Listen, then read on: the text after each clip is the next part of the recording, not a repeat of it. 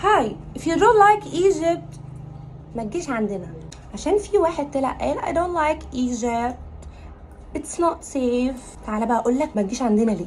ما تاكلش من اكلنا، يعني ما تقولش انا عايزه انزل مصر عشان خاطر اكل فول والطعميه والورق العنب وكل الكلام ده. ما تاكلش من عندنا. ما تروحش الازهر والمعابد بتاعتنا وتتصور هناك وتنزل صور عندك على الاكونت. ونيجي بقى لاهم حاجه خالص، مش عايزه اشوفك ماسك قلم، عشان احنا اللي اخترعنا الكتاب، فما تكتبش تاني. ما تتعلمش عندنا، ما تتكلمش بلهجتنا، ما تحطش اي نوع برفيوم عشان احنا اللي اخترعناه. ايوه احنا اللي اخترعنا البرفيوم. لو رايح مشوار ومتاخر ما تبصش في الساعه، عشان برضو احنا اللي اخترعناه. ولو تعبان بعد الشر عليك يعني ما تروحش الدكتور ولا تتعالج، عشان احنا اللي عرفنا نكتبه. الاهرامات، اوعى تفكر تيجي الاهرامات.